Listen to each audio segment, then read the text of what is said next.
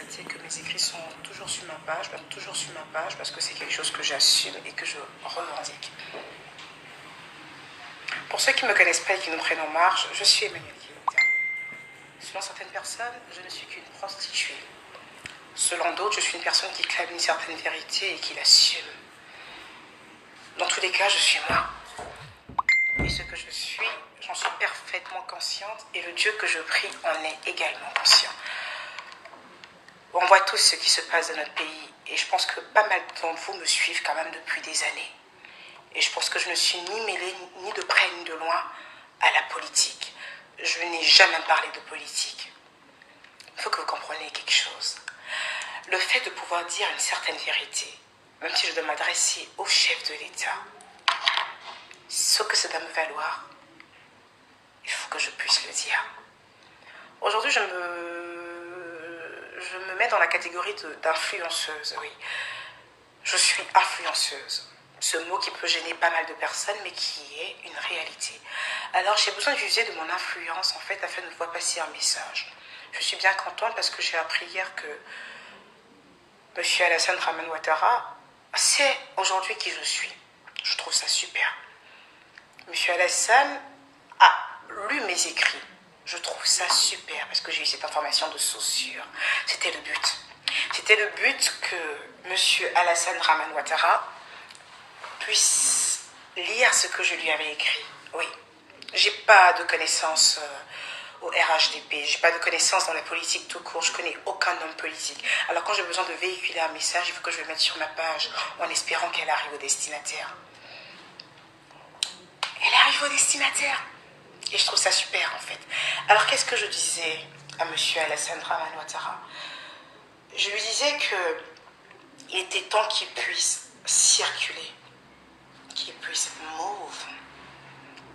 Pourquoi il faut qu'il circule?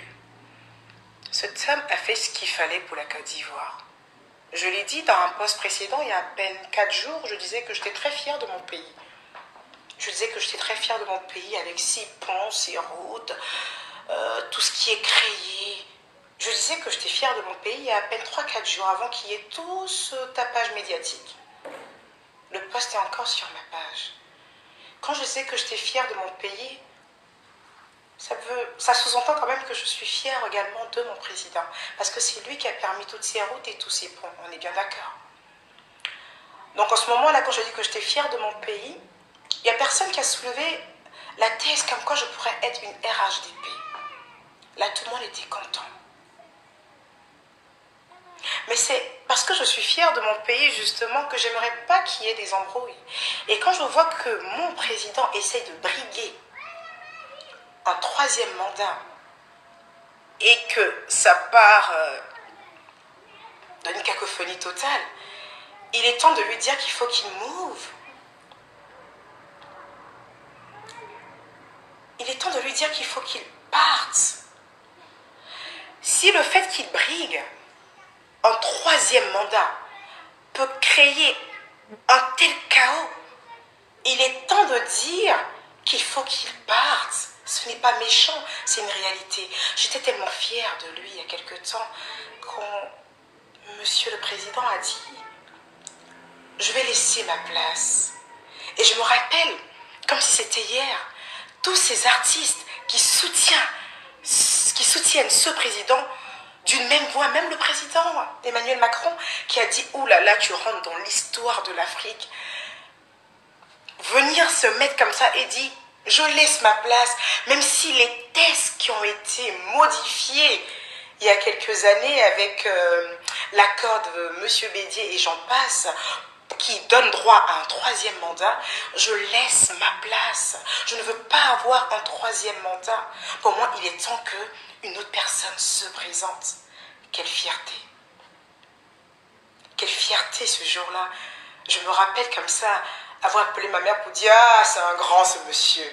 C'est un grand. » Pourtant, on ne fait pas de politique chez nous. Mais j'étais tellement émue de voir un chef d'État africain, malgré une constitution qui a été modifiée, qui lui donne droit à se présenter une 3e fois et qui viennent devant nous et qui nous disent qu'il veut partir. Je dis, oh my God, là on a affaire à un homme là. On a affaire à un homme.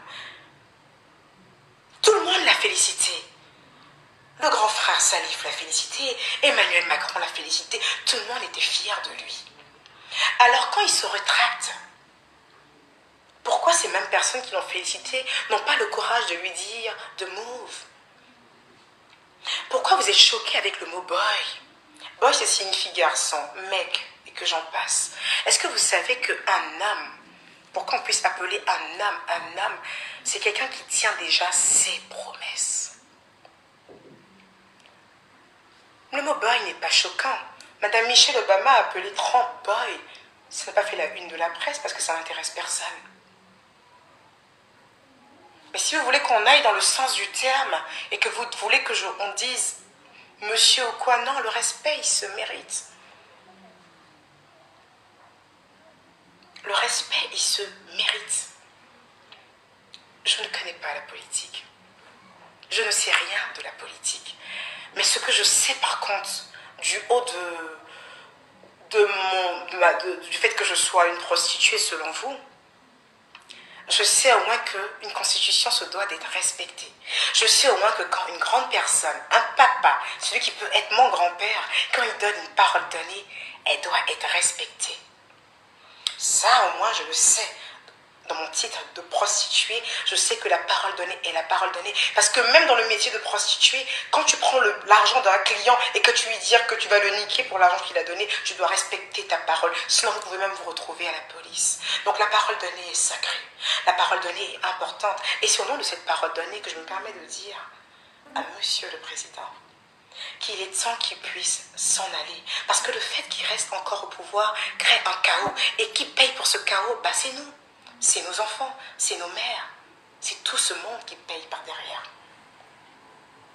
Vous êtes choqués en quoi? Vous êtes choqués parce que j'ai dit boy? Ou vous êtes choqués par rapport à quelqu'un qui ne tient pas sa promesse devant 1 million de personnes à qui il a dit quelque chose?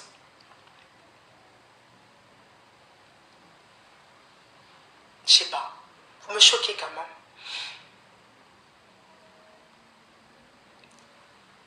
C'était quand même important en fait qu'à un moment donné, qu'une influenceuse ou une personne publique puisse dire les choses telles qu'elles sont.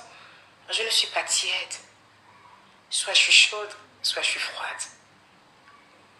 Je ne suis pas tiède. Je n'aime pas les faux fuyants. Je n'ai pas de parti politique.